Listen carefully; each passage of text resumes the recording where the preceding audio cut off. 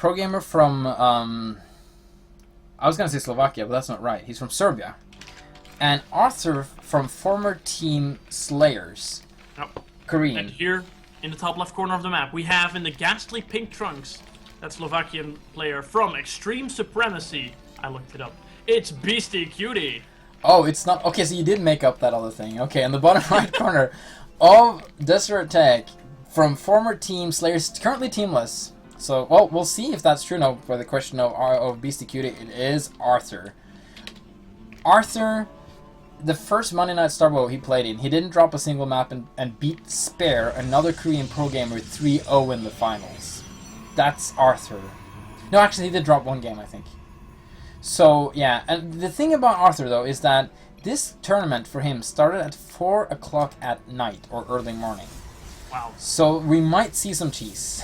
Just saying. Well, actually... Yeah, well, actually, no, it doesn't seem like he will.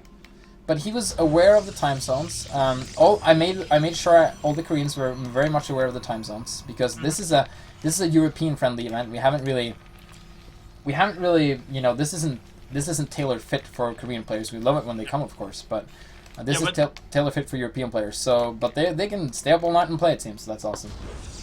Yeah, I mean, I guess it's like just pulling an all-nighter to see if you can earn some money, making this weird, not quite StarCraft game.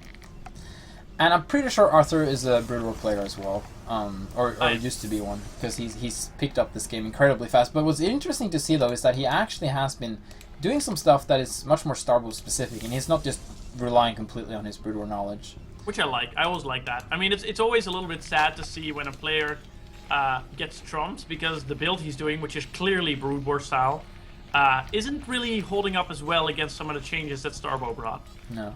So I'm going to be very interested to see if Beastyqt played versus Teddy Bear in one of the initial rounds, and he's also a Protoss, and he went 2-0, and Teddy Bear said that Beastyqt has found an Imba build versus Protoss. So let's see if he can pull it off versus someone of this caliber and actually get away with it. I'm pretty sure it involves Banshees, because Beastyqt loves it, but I don't know if it's going to be enough, though. We'll have to see. I guess we will. Quick factory coming up from Beastyqt, along with some Marines to keep the scouts at bay. Don't know if that's part of the play, but it's certainly occurring. Arthur going for a relatively quick K-Dared Citadel. Yeah. Dragoon range. It's looking pretty ordinary from Arthur. Yeah, I wouldn't expect anything else. I think the real difference there is when you choose to go for the times, what you do with the intel that you have, and especially how you micro those early units is really important. Ziphius. Yeah. Can I tell you about a little bug I just found? Sure. Okay. Do this. Go to the team camera for Arthur. Okay. And now, look at his nexus. Yes. Go back to everyone. Go back to the team color. You'll notice that the K-Dared Citadel isn't actually team colored. Oh, I wasn't. Oh, I don't have buttons for team colors in this overlay. Oh no, just if you hit 2 to go to Arthur's camera. It doesn't look any different to me. The edges are yellow. Yeah, no, it doesn't look different to me at all, actually. That's really weird. I'll have to look into it later. I might have a different color setup than you have for the interface. I might. Yeah. I'm actually going to be looking at the stream to see if I can see it on your screen. Yeah. Feel free to do that. So Arthur is very soon going to have the Singularity charge out. He's going to put some pressure on this bunker. He doesn't know if there's an expansion going down behind this or not, and there isn't. This is Beastyqt tricking his opponent into thinking he's expanding. But he's going to go for some sort of Banshee tank push, it seems, off of one base. I don't think he's going to be going into expansion with this much tech structure. And this starport is very well hidden, and his opponent is completely unaware of it. He's actually, you know, patrolling everywhere. He's making sure nothing crazy is going to be happening. And now that he has the range, he's going to start to put pressure on this bunker. And this bunker's just going to go down, I think. I don't think. Yeah, there's just not enough SCVs here to repair it. Marines, though, getting some nice damage out on the one Dragoon. One Marine loses his life. And we got a siege tank coming out. Beastyqt is trying to keep his position alive with the siege tank, though. I think he's going to be able to manage.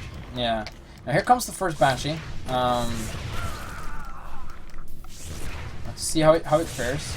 How well it goes. Now, oh wow, these Dragoons from Arthur is almost killing that first tank. So close. Oh my goodness. Wow. Yeah, Beastyqt just barely keeping that alive with 2 HP. 5 Dragoons now coming down the ramp. This is not a good spot for our Terran player. This is not a good spot, period. This high ground advantage is really good. Yeah, and he's actually repaired up that tank. He really wants to kill the tank. He's target firing now. He actually might get it. He gets the tank. Banshee's still doing a lot of good work with more Dragoons coming in here. This is 2-gate production out of Arthur, and it's looking to be very, very potent against Beastyqt, who's kind of up on the ropes right now. Yeah, this Imba build doesn't seem that Imba right now. So no, it seems like it's the Imbaness pales in comparison to the Imbaness of 2-gate Dragoons. Yeah, this is what a pro gamer can do versus Imba builds. This is actually quite insane. Now, if he actually pulls workers are actually really good versus Dragoons. Oh, the tank goes down again. I mean, even if Arthur has seized his attack, just getting so many tanks is going to be a really nice play. He's just trading so well with these Dragoons. Kill the Banshee as well. He's going to probably kill the second Banshee as soon as the cloak wears off. And yeah, Beastyqt needs to repair, he needs to get out of there with the Banshee. Very nice micro though, and he has a lot of speed on it, so he can be very, very tricksy with the Banshee.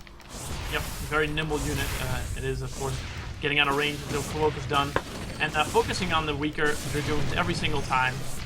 It's a good control by Beastyqt, but the question is that going to be enough against what Arthur's doing? Because he managed to doing a really good job as well. He managed to find the timings when the siege tanks pop up every time, and he's right on top of that factory when they pop up and kills it off. It's just insane. If you look at the APM of these players, it is actually quite high, especially from Arthur. He's a okay, no offense, but he's a Protoss player, and they usually need a little bit less APM than the others. But still, like this is.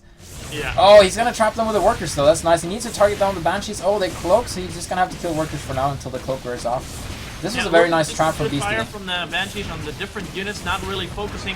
And I think that might actually be a bit of a stickler, because that means a lot of these Dragoons live so much longer than they otherwise would have. This attack has not been relented just yet. 2 Dragoons still alive against the Banshee that is barely. And I think this is a bop. I think it's over. I think Beastyqt has to concede. There we go. GG. Wow. Arthur is just insane.